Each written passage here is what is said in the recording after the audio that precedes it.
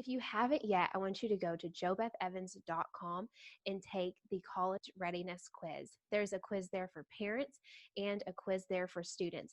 When you take that quiz, you get a detailed explanation of where you're at and actionable steps for you to take to move you beyond where you're at right now. Thank you so much for listening, and I'll see you soon. Hello, Elevators. Today I'm here with Tiffanie Noonan, and we are going to talk all things transitioning the epic way. Epic is one of my favorite words. I love calling everything epic and wanting everything in my life to be epic. And so when Tiffanie and I were talking, and she was like, I would love to talk about how people can transition the epic way. And I was like, that's the one.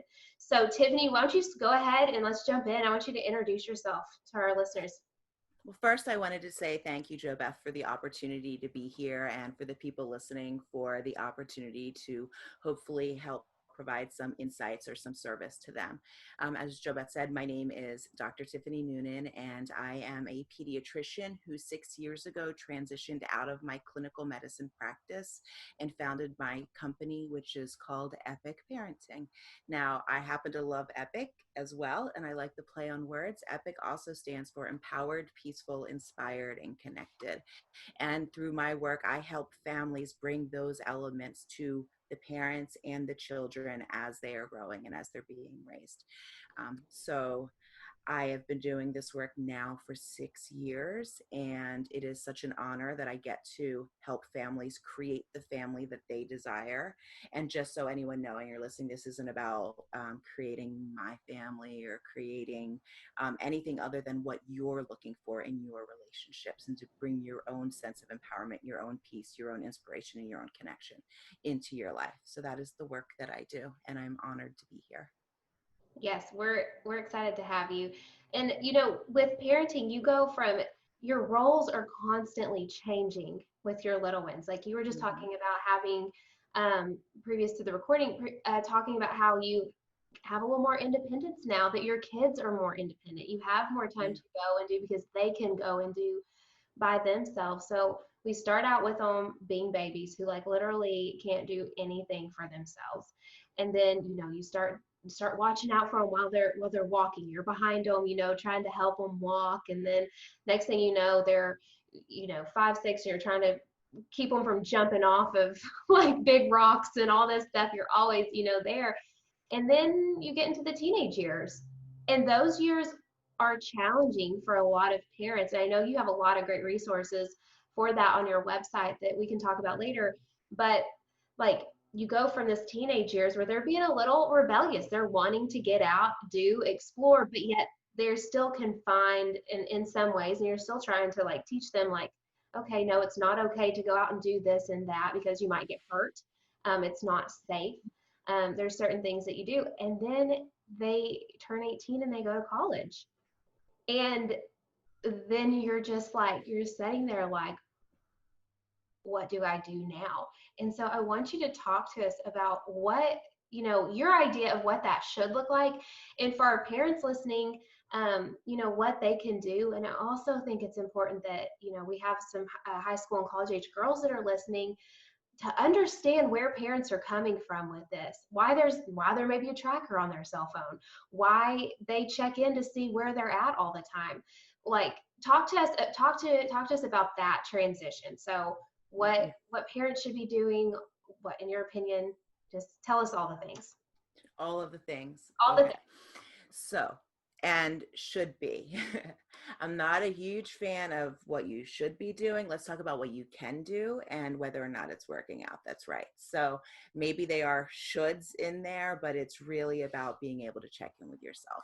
So I think the first most important thing to realize at this time of transition is that let's be honest, it truly is a time of transition. It is a time of significant changes and excitement and fears in the kids as well, right? So I realize you know, parents are like, oh my God, I'm excited and I'm fearful and there's so much change. And we know for the teenagers watching or the girls going off to college that they as well are excited and nervous and have all this fear. And when we aren't acknowledging that aspect, that everybody's going through this change, then we may create an expectation that it's going to look a certain way without ever really getting clear on an intention of what we want it to look like, and then be surprised by the way other people are reacting. Mhm. So the first thing I recommend for parents and for children is to take a deep breath and really, it's okay to recognize like this is different. It is going to be going into a different stage in our life that none of us have experience in. So it's going to be new and it might feel weird. Mhm. um, I want the kids going off to school, the adults going off to school, to realize that to their parents, it was just yesterday that they were blowing, bubbles with them in the backyard. So even though we know and we recognize your need for independence, it can be challenging sometimes to not see you as that little kid because it doesn't feel like it was so long ago. And that's only something you can determine, I think, once you have your own children. In today's day and age, like Facebook memories brings it back to my face all the time. I'm like, oh my God, that was 8 years ago. And it feels like I was just sitting there, yesterday doing that. So some compassion to recognize where people are coming from, that when you care about somebody and you love them, you want the best for them, Right. right? So for the people going up to college, if they feel like their parents are being a little hovery, a little controlling, a little too up in their business, maybe a little grace to say, I understand that this is a sign of concern and what they're doing. And then let's empower you to how you can express what it is that you're feeling to them without being disrespectful and without hurting their feelings, so that you can actually talk about your needs. And the same thing for the parents. Another thing that I want people to realize in this time of transition, and this is for the parents, that their children are going to have their own experience, their own college experience that is not the same as whatever the parents had or did not have. And to recognize that our own fears, our own stories of how things should be or shouldn't be when they're at college, very often can be built from our own experiences of what we liked and what we didn't like, where we got hurt or where we didn't get hurt.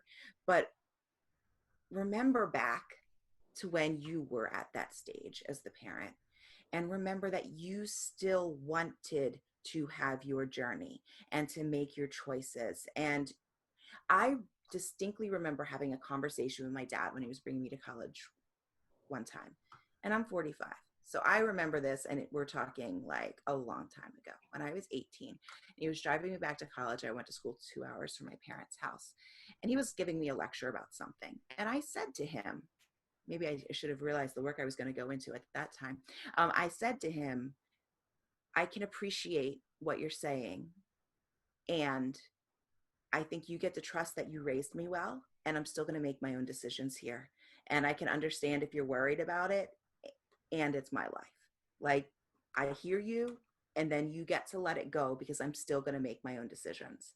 And I think if we all think back to that, that is an important aspect to remember, that when someone is when I feel controlled, I kind of want to do the opposite thing anyway. If we're coming at a situation from controlling and telling people what to do, Mhm. they're not going to feel heard and they're not going to feel seen. Your children are not going to feel heard and seen. They are no longer required to reach back out to you, to share the hard stuff with you, because you're not going to be there seeing it all of the time. So rather than like depress you with this conversation, what do we do about it then? Right? So like, this is the reality. They're not having your experience. We're all responsible for ourselves. But so what do we do about it?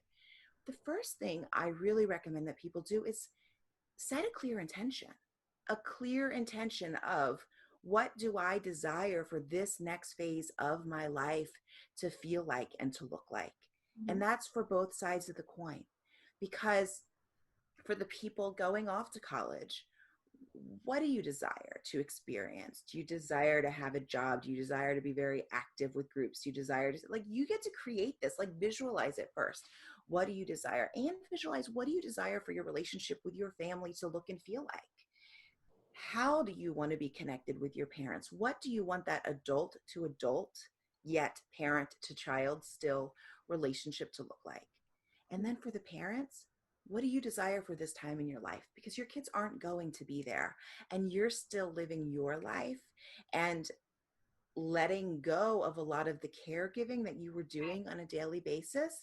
I think it's super important to open up to, what do I want to create in my world outside of the children? Now, I think this is important in all stages of our parenting, but it's really important when they're not there. And if you haven't decided what you want to create in your life, it's going to be a lot easier to try to live vicariously through, can I stalk them? Can I figure out what's going on? So clear intention. What do you desire to create? And what do you desire for your relationship to feel like and look like? This is your intention. It doesn't have to be shared with the other people in your life. Although, if you have an open relationship, it's important. It's okay to say, like, this is what I desire to create. But this intention helps hold your actions accountable. Then you can reflect and say, am I acting in a way that's in alignment with that vision of Right. what I want to create in my life and what I want to create in my relationship?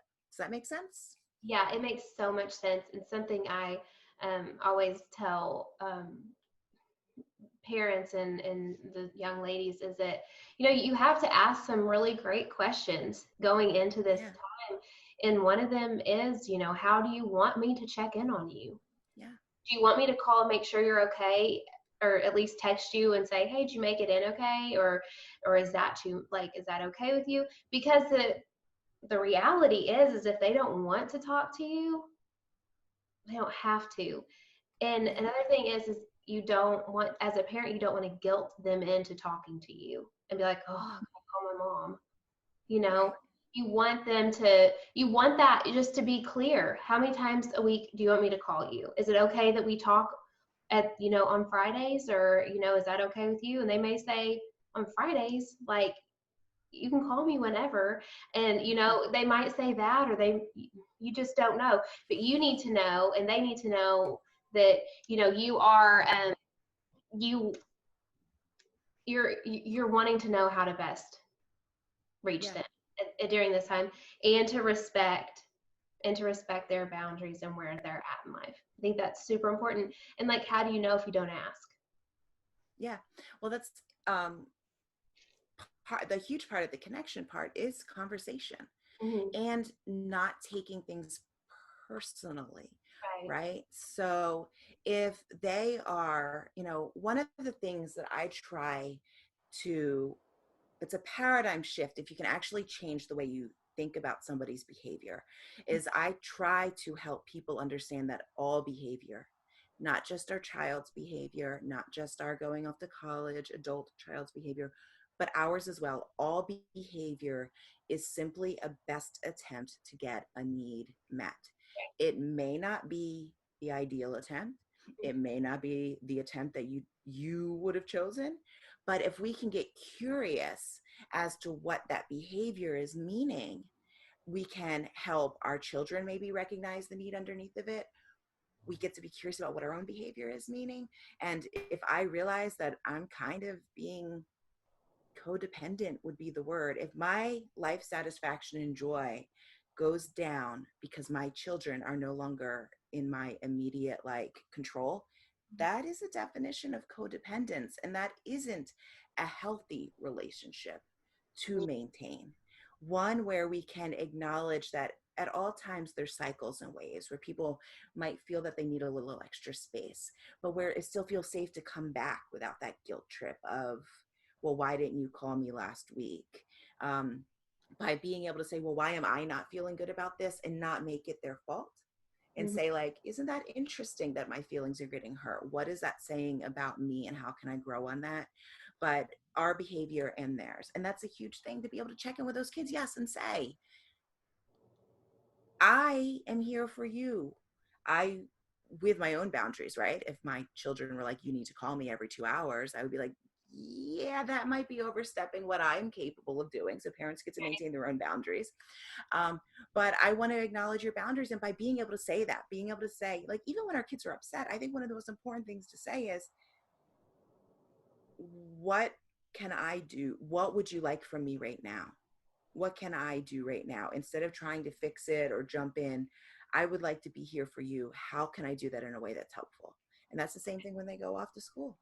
Yes. How would you like to stay in touch? What I Do you want to come home every weekend? Do you want to come back home just on holidays? Will this home not ever be considered your home again? It's all okay. Let's talk about what this is going to look like. So that made me think of something. So I've been contacted on different occasions about parents who are either sending their daughter to college, or their daughter's already in college, and the daughter is super dependent on the parent. Like, Mm-hmm. calls because she's, about to go out, calls because she needs help with this, calls because that, and like is literally blowing up their parents' phones all the time because like Mm-hmm.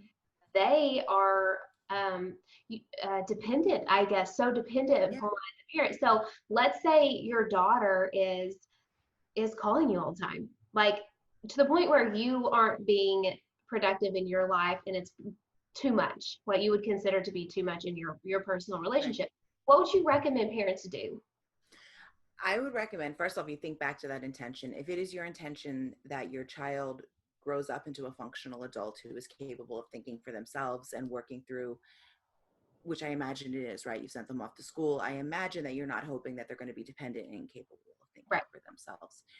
So if you find that your child has gone off to school and is suddenly questioning everything that she's doing and not sure what choices she should be making, and constantly bringing you in to put out fires or to fix things or make decisions for her, I would suggest that you set your own boundary and you say, I love you. Do you really want to talk about what's going on here? I see that you're struggling. And words that I like to echo back to them is to not tell them the answers, right? As a coach, I would recommend a little coaching love here, which is, you can say, and what do you think about that? Well, let's learn how you can come up with this answer. Why don't you take a deep breath and tell me the first answer that comes to your mind? Like, I know you're saying you don't know, but let's pretend you, this is one of my favorite sentences. I say it to my kids all the time. They're 9 and 11. If they're like, I don't know, well, let's pretend you did know. What would you say? Right. Sometimes, a lot of times they'll come up with an answer. Like, if you're pretending you did know, like there's an answer in there. So teaching them some of those skills, but being able to say, I can't make these decisions for you. I can't make them for you, and I trust you. And I think a lot of times instilling that trust, like, I trust that you're going to be able to figure out the answer for this. I trust that you're going to determine the right answer for your life. And I'll be here for you if it feels like a mistake, because we all screw up. It'll be okay. A lot of times, kids are coming out of schools feeling like getting things wrong is going to be a problem, right? There's a whole lot of perfectionism. As someone who struggled with this, there's a whole lot of perfectionism. If I get something wrong, I'd rather not do it at all if I don't know how to do it. So really helping them to like start talking about the mistakes that you made, what you learned from them, normalizing the fact that you're not learning in life if you're not screwing something up, and that it's okay. You're Because if you only do things that you can do well, there's no learning or growth. So starting to talk about those conversations, if you're noticing it, to help transition them into it, because this may be, I imagine, Jo Beth, your children have probably heard these conversations before, right? My kids are like, yes, we know those conversations. Yes, mistakes are great. Wonderful, mom. Thank you. But lots of people, it may have been like, it never occurred to us. They were just doing their high school thing and it was fine. And I didn't realize the level of fear that they had with getting something wrong, because they were never truly challenged Right. until it comes back at you. And that's when you get to open up those conversations and be like, it's okay to mess up. It's okay. And I trust you'll figure it out. I'm not going to give you the answers, but I'm here to listen. I'm Right. here to listen.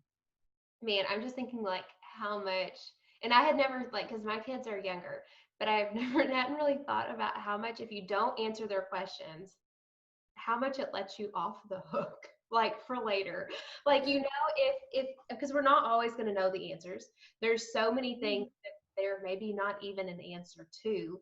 And so, like, Mhm. if they're always like, I go to mom and mom tells me exactly what it is, then Mhm. they're going to expect that of you long term. So I know a lot of people that are listening are, do have older kids, but there's a good chance they have younger ones too. And I think that's something that's really Yeah. important for you to think about is when they do come, like, if they come to you and they're like, how do I do this? And you're like, what do you think? Like, what do you think you should do about it? Have you done something similar to this in the past?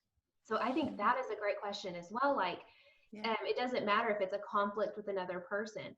Okay, so you got into it with one of your girlfriends, like, or one of your friends. Like, has this happened before? And most likely, yeah, it's happened before. Okay, how did you handle it last time? They're gonna have an answer for that, obviously. Did that end well or did it not end well? And from there they're going to be able to be like, oh well, we yelled at each other and we didn't speak for 3 months. Okay, was that a good idea? Like, I don't know. And obviously they're going to be like, well, it did, we talk now, but like it was sad that we didn't talk for 3 months. Okay, so could you do something different this Yeah. time that might not result in you not speaking to your friend for 3 months, Mhm. or breakups. I mean, like, I'm thinking back to some of my experiences in high school and some of my sister's experiences, and just like, and my friends, like, probably more so among my friends, like, breakups were devastating because, the person you're with in middle school and high school, you're going to marry because Of that's kind course. of how you feel. And you feel so Thank strongly. God it does not work out that way. Yes, yes, yes. But like they're, this person who they think for some reason, whatever it is that they're going to marry breaks up with them and they're like devastated. So, you don't have an answer for that as a Yeah. parent. You don't have anything to say about that situation that's going to be very helpful, I don't think, because it just hurts and you can't make hurt go away. But you can, teach them, ways of coping with that to And help it's, them yeah. work through it because they're going to experience a lot of loss in their life. That's Yeah. just the human experience. But, then the next time they break up, okay, so like, last time when your boyfriend broke up with you or it didn't work out, like, how did you handle it? They might have been like, well, I stopped eating for a few days and, I didn't feel good. Like, it was really sad. And, and just learning from that. Okay. Like, do you think it would be a good idea to eat this time? Or to talk to somebody, Mhm. just because I believe, and it sounds like you do too, that we all have the answers to our questions. We do. Yeah. And so, we might need somebody or want somebody to confirm that that's the right answer, as we would Yeah. with our kids. Like, oh, yeah, it would be a good idea if I think it'd be a great idea if you ate this Mhm. time instead of not eating for 3 days. Like, would you like to Yeah. go get something or can I cook you something? Being a parent and being nurturing and confirming when their answers are in the right direction. Yeah. And I think that's hugely important. And having empathy, like being able to say, I hear you. It Mhm. hurts. I've been there. Because you're right. You can't fix it. You can have the empathy so that the person doesn't feel alone, so that your child knows that it's okay to come to you with Right. the hard stuff, Mhm. like the breakups. I can reflect on, I didn't bring the hard stuff to my parents because I didn't want to get them worked up, get them emotional, upset them in any way, shape, or form. And that is not, and that wasn't my parents' fault, by the way. That was my own interpretation, right? So just take, this is not blame parents thing. But I take away from that, is that what I want to create in my family? Is that my children are going to withhold the hard stuff that they're going through from me because they don't want to see me get upset or get wrapped up in it when it's really theirs. And that's really something to think about and be like, how can I be like, I hear you, like it's hard, I can't take it away. um I can buy you a pint of ice cream if that's going to help. I can sit with you, I can listen to you on the phone. But I really like to teach people, and to be able to say with our children, well, how are you feeling about that? Like, cause you're right. Your body knows, we know if we're willing to slow down enough and listen. And so if you think about the way you want to handle something and it doesn't feel good, you might want to think twice before you make that decision. And then sometimes you just need space. You need to be willing to cry and let it out and mourn and go through all of those feelings and all of those emotions that are okay. How can we express them and move them through in a way that is not dangerous to ourselves or others, right? So, I think the um, big yeah, takeaway here is questions.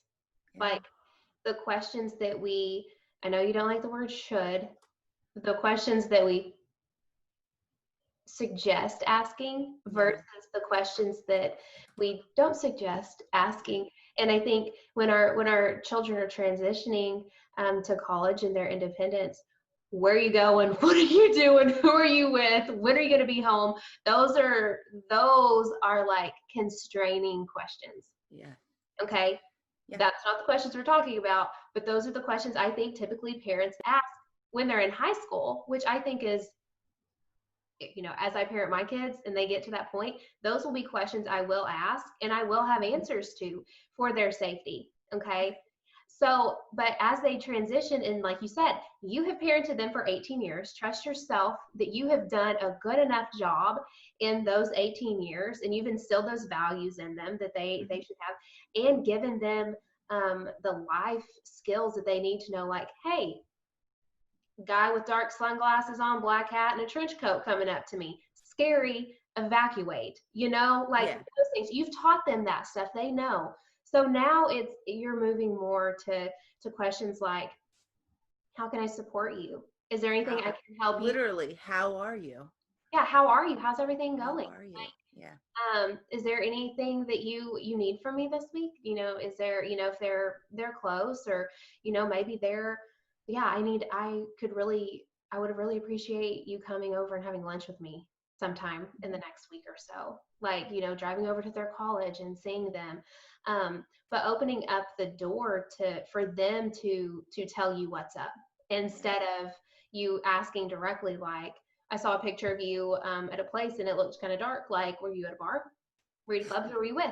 yeah, Like that, I just feel like it sets your kids up to lie to you, which yeah, damages the relationship, and that's just a domino effect of bad things. So yeah, ask the appropriate questions, yeah. the ones that are going to support and nourish that relationship instead of constrain it.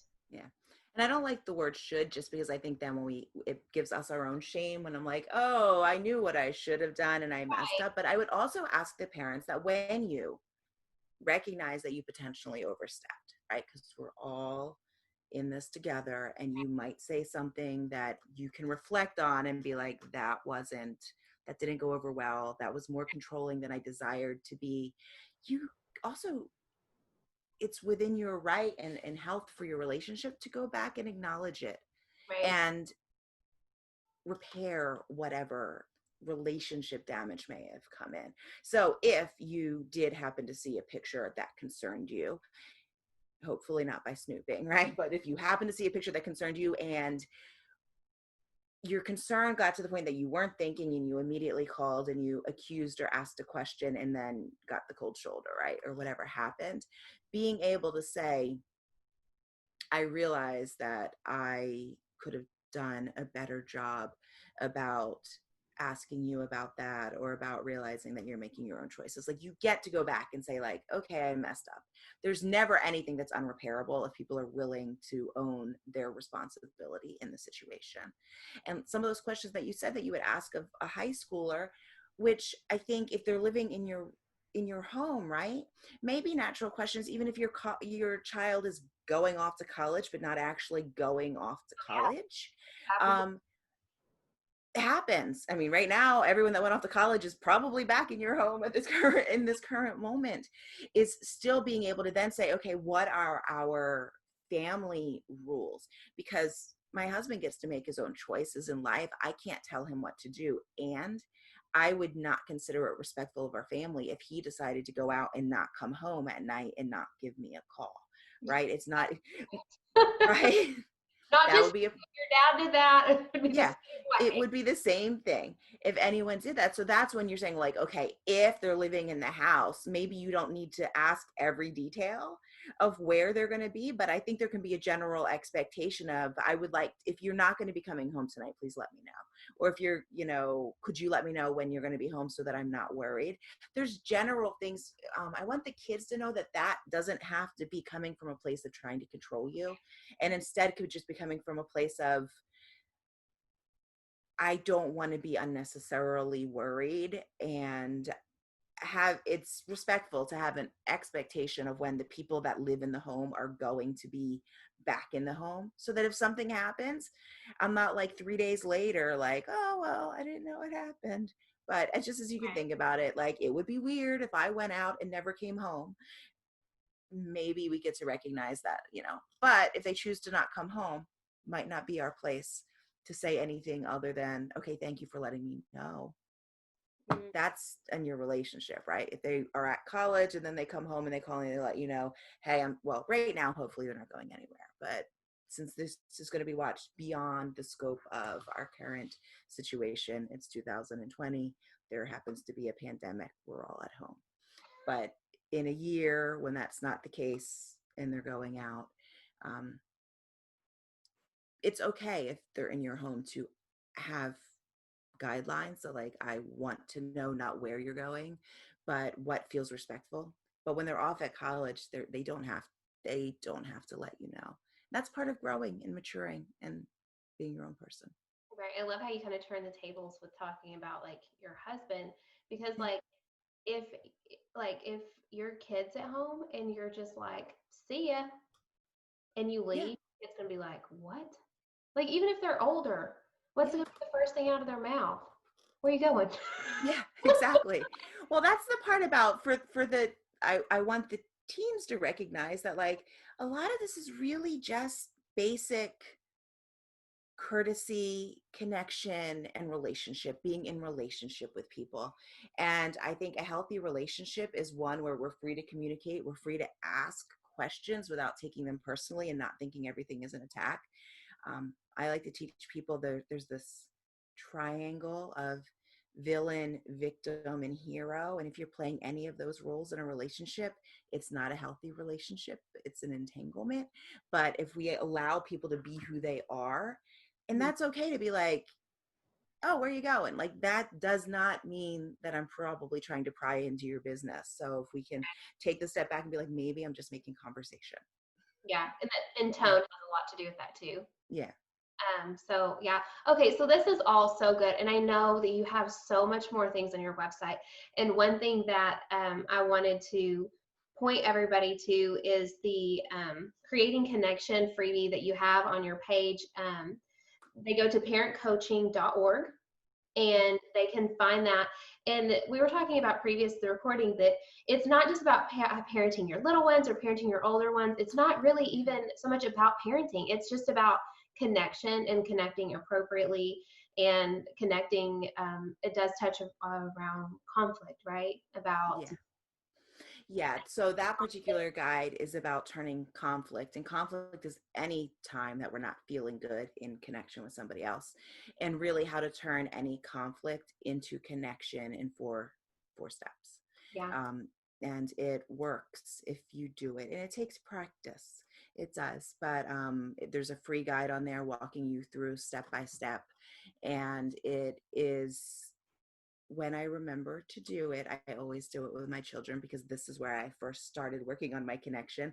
I don't always do it with um, my husband, right? You can probably, I think people can probably relate to that. Sometimes our adults in our house can be easier to hurt our feelings when we're in a relationship, but you walk through these steps, and you're at the end of it, the final step is creating a win-win. And that's where, when everyone feels seen and nobody's compromising, nobody is letting go of their needs and what they're desiring, and you're actually working together to create a solution that allows everyone to feel seen and feel heard and feel loved and cared about. yeah, which has a domino effect on conflict and relationships and all Yeah. the other things. So, okay, this was good. Thank you. And Thank let you. everybody know, I just told them where about your website. What about on social? How can people find you? They can go to on Facebook. It's Epic Parenting Coaching and Consulting. But if you look up Epic Parenting, just find me, Tiffanie Tiffanie Noonan Noonan, and there's links there. And there's also a Facebook group for moms, Epic Moms. That's facebook.com groups/Epic Moms Group. They can find me there. Um, I'm on Instagram, but I'm not really on it because I'm honestly still intimidated by the photography skills required to make a post there. But hey, maybe I'll be learning how to do that sometime soon. Yeah. That's so good. Okay, thank you for being here with us today, and hopefully we will be connecting with you on your socials. Thank you. Thanks. Hey, Joe Beth here. I hope you enjoyed this interview, and no matter where you're at in your journey, I hope that you found the tips and tricks and information to be super helpful. If you haven't yet, I want you to go to joebethevans.com and take the college readiness quiz. There's a quiz there for parents and a quiz there for students. When you take that quiz, you get a detailed explanation of where you're at and actionable steps for you to take to move you beyond where you're at right now. Thank you so much for listening, and I'll see you soon.